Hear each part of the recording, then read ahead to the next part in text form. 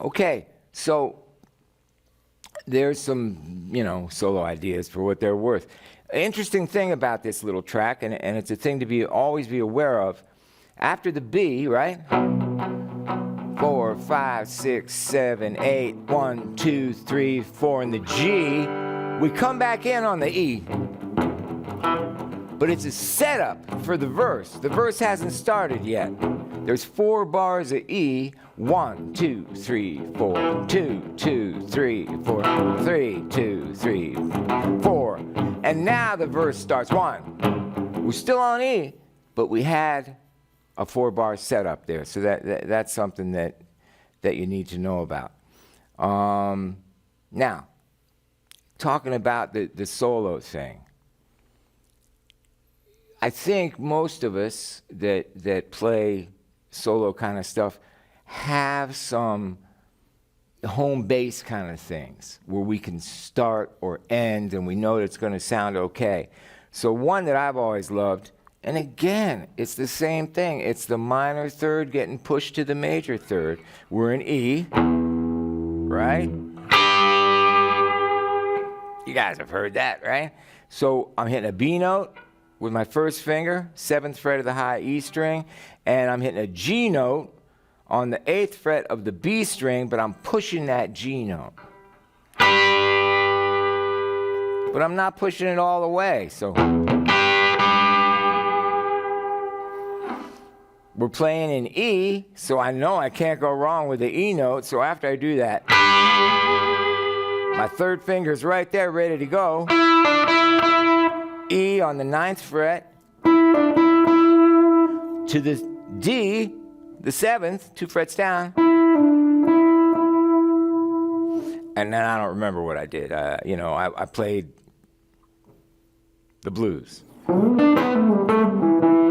I was thinking about Albert King, but I wasn't really playing like Albert King, but I was thinking about him, I got to see Albert King.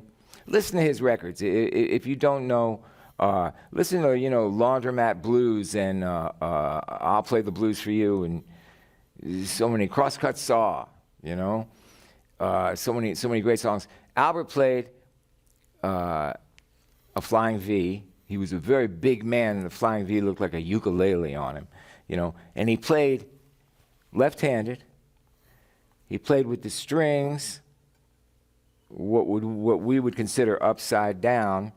Here was, just like our guitar, when we right-handed guitar, when you turn it over, the strings over there. And he played in an open D minor, which apparently he got from Skip James, who was an earlier acoustic blues player around where Albert grew up. At least that's what I've heard. But I do know that he did play in that tuning, D minor, and he used to do this thing that I've never seen anyone else be able to do, and I think Albert could do it because he was such a big man. He would push the high E string in. Now remember, he's playing like this, so he's pushing that high E string in with his thumb, and then the low E string, he would pull in the kind of same amount, right? I can't even approximate it, but he'd hit them both, boom, loud, and and it would just be like a bomb going off. I've never seen anyone else, even Hendrix, be able to quite do that one, and Jimmy could pretty much do anything anybody else could do. But listen to Albert.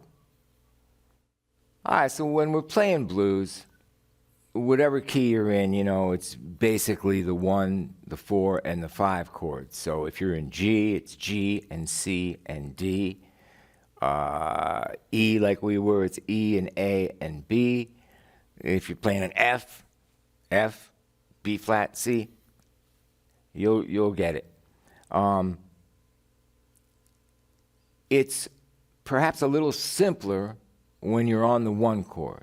In our song here that we're messing with, the E chord, if you know some E stuff, you can, like I showed you with that.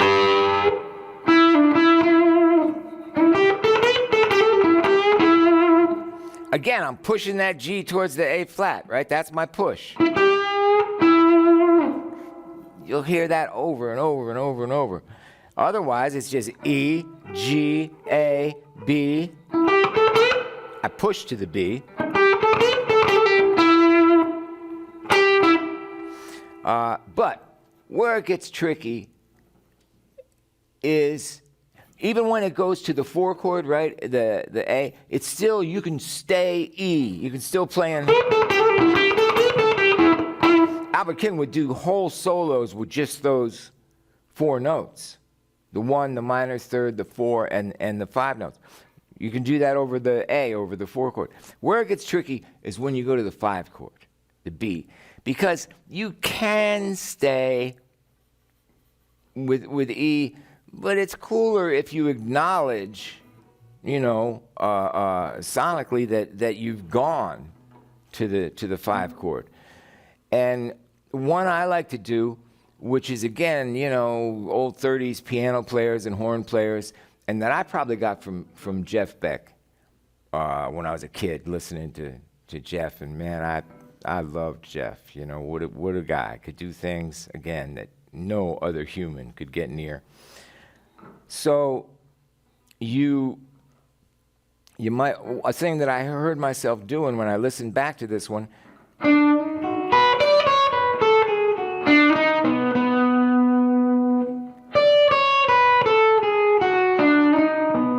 it's simple, you know, it's all right there.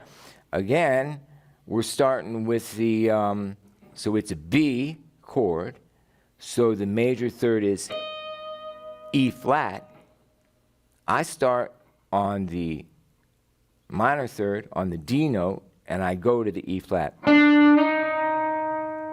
And then I pick across the rest of the B chord, F sharp, 7th fret of the B string, B, 7th fret of the high E string.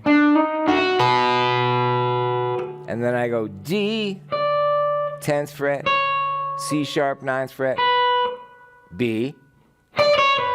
Then exactly the same thing on the B string. A flat, F sharp.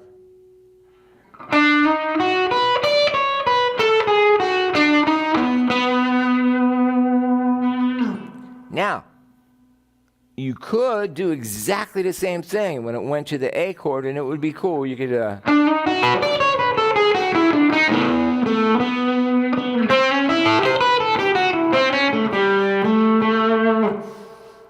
or you could, you know, kind of hint at it and do something a little different.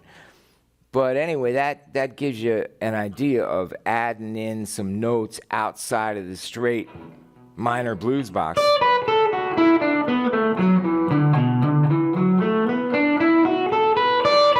Again, we're working off that box, but we're adding some extra notes.